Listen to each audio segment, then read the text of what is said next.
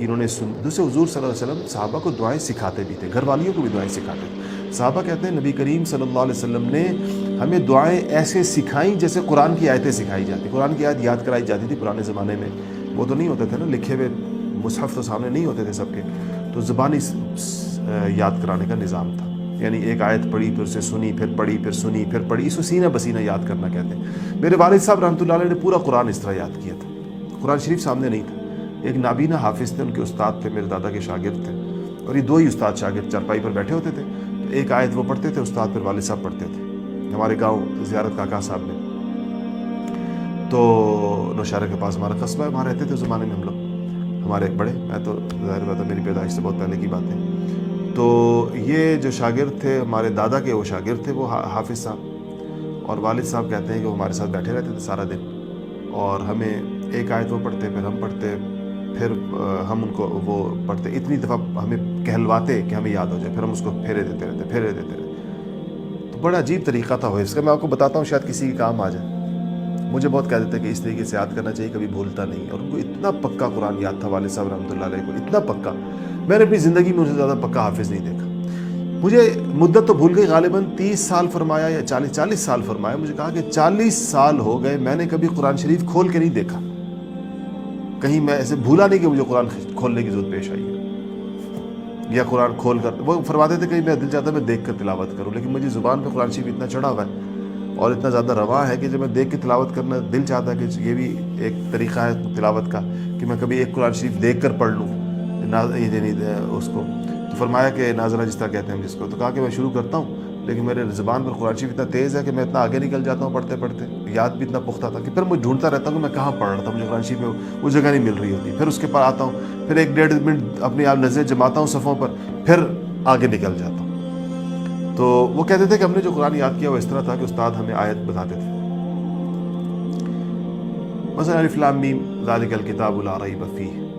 آیت بتائی، ہم نے کہا الف لام میم ذالک الکتاب لا ریب فیہ، تو استاد نے کئی دفعہ کہلوائی، اتنی کہلوائی کہ ہماری زبان پر آیت جاری ہو گئی، آیت یا 2-3-4 آیتیں ملا کر سبق جس کو کہنا چاہیے، سبق دے دیا استاد نے۔ اس طرح وہ کئی آیتیں بھی ہو سکتی ہیں، شروع میں کم ہوتی ہیں، بعد میں بڑھ جاتی ہیں۔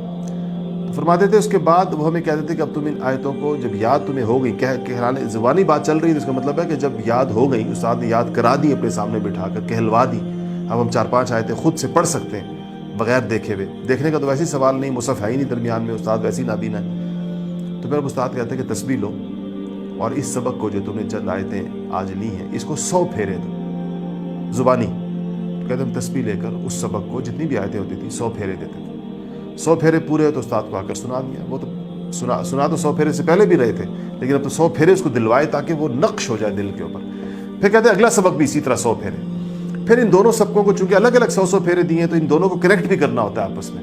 تو کہا دونوں کو ملا کر ہم 50 پھیرے دیتے تھے۔ تو آپ سوچیں کہ 100 پھیرے اس کو پڑھ گئے، 100 اگلے سبق کو پڑھ گئے، دونوں کو ملا کر، دونوں سبقوں کو ملا کر 50 دیے، تو گویا ہر سبق کو 150 پھیرا پڑ گیا۔ اس کے بعد اگلا سبق کو 100 پھیرے دیے، تیسرے سبق کو، چوتھے سبق کو 100 پھیرے دیے، تیسرے اور چوتھے کو ملا کر 50 پھیرے دیے، اور پھر ان چاروں کو ملا کر 25 پھیرے دیے۔ یہ 4 کا سیٹ بن گیا، ایسے ہی 4 کا اگلا سیٹ بنا دیا، 100 پھر یعنی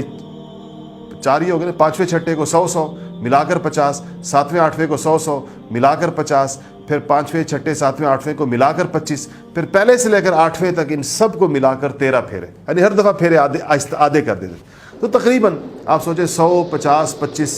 کتنے ہوئے، 175، 175 میں 13 ملا دیں تو 78 اور 88،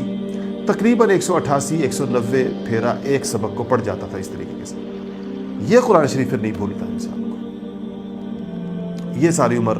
ایسے جیسے آپ کے دل کے اوپر تحریر ہے، جب مرضی پڑھیں، الف لام میم سے لے کے والناس تک۔ والد صاحب رحمۃ اللہ علیہ نے 1 رات کا ختم بھی کیا ہوا تھا،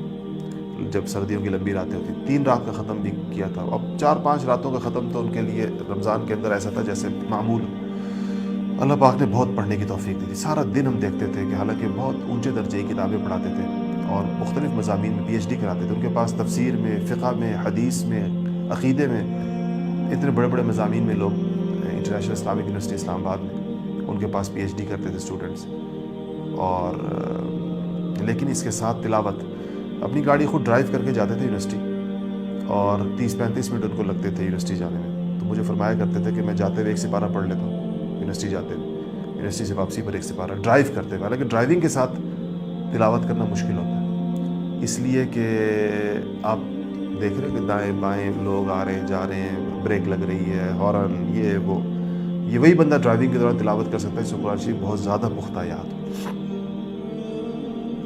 تو فرماتے تھے کہ یہ اس یاد کرنے کی برکت ہے۔ اللہ تعالیٰ ہم سب کو ایسا قرآن یاد نصیب فرما دے، بہت بڑی چیز ہے، قرآن کے ساتھ جس کا دل لگ جائے تو دنیا میں کسی اور چیز کی ضرورت نہیں رہ جاتی۔